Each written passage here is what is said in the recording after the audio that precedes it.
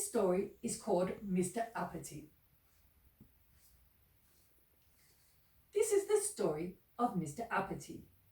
Mr. Uppity was one of the rudest people ever in the whole wide world. He wasn't rude to anybody. He was rude to everybody. And you know what?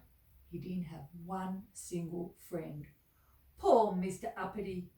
Everyone would call him miserable old Uppity for having no friends. Now, Mr. Uppity was not only rude, he was rich. He had so much money. He was the richest person in the whole wide world.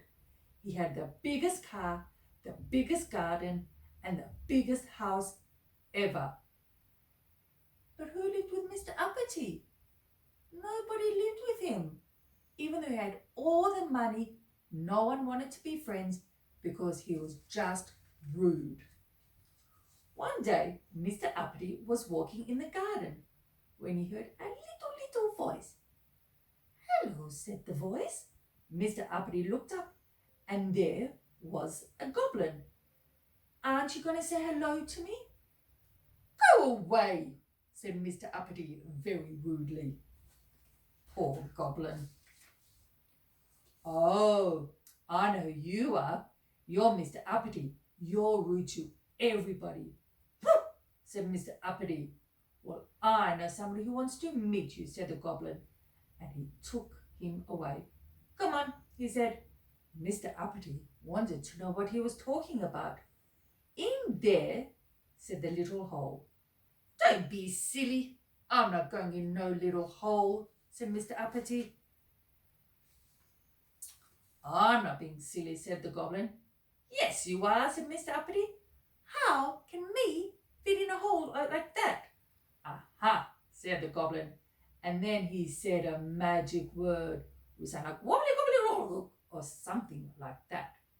Suddenly, Mr. Uppity got smaller and smaller and smaller. He got so small that he was the same size as the goblin. "Turn me back to my big side," said Mr. Uppity. "No, I will not," said the goblin.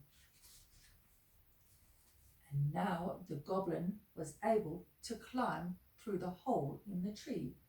Poor Mr. Uppity didn't know what to do, so he followed the goblin in the tree. Inside the tree, there was a lot of stairs going down and down. And you know what was there? Lots and lots of goblins. Let's have a look.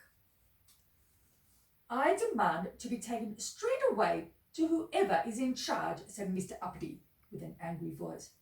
"Oh, you will. Don't you worry," said the goblin. "You will." And he led Mr. Uppity through the streets of the House of Goblins until they came to a special palace. "Stop! Who goes there?" said the goblin at the gate. "I have brought Mr. Uppity," said the goblin. "Oh," said the guard and gave a very big smile. The goblin and Mr. Uppity passed through the gates and into a special garden, through some more gates, through the long passageway, and through the big gold doors into a very big room. And there was sitting the king of the goblins. "Your Majesty," said the goblin, "can I show you Mr. Uppity?" "Ah, I've heard about you, Mr. Uppity.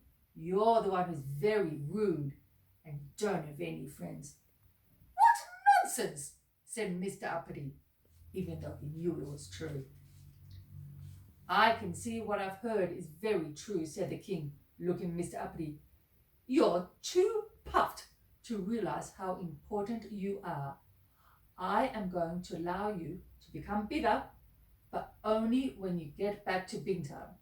If you're rude to anybody, you'll get smaller and smaller and smaller. Do you understand me?" The goblin took Mr. Uppity back through the kingdom of the goblins, up the staircase, out of the tree, and back to Mr. Uppity's garden. Let's hope he learns his lesson. The goblin looked at Mr. Uppity and said something that sounds like "Gobble, gobble, gobble," or "Gobble, gobble, gobble." And Mr. Uppity got bigger and bigger and bigger until he was like before. Now, remember what the king said. Do you remember what he said? He has to be nice. Exactly. Mr. Uppity walked off feeling very, very grumpy. I hope he learns his lesson. The next day, Mr. Uppity was out walking through the streets. Suddenly, he saw a little boy playing with a ball. "Get out of my way," he said to the boy. Guess what happened to Mr. Uppity? Do you remember? Let's see if you're right. Yes, Mr. Uppity got smaller and smaller and smaller until he was as small as the balls that the boy was playing with. "Oh dear," he said. "I'm sorry," he said to the boy.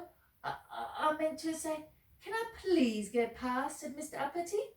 Mr. Uppity got bigger and bigger and bigger for using such nice words.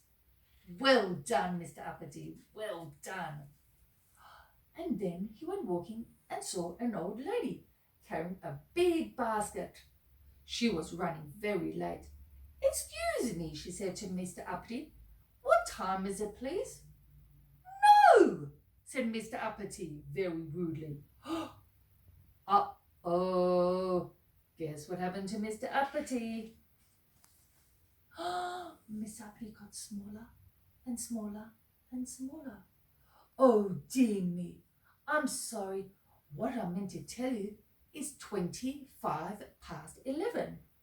As soon as Mr. Uppity was nice, he got bigger and bigger and bigger, just like they said. Well done, Mr. Uppity. And then he went to buy the newspaper from the man on the street.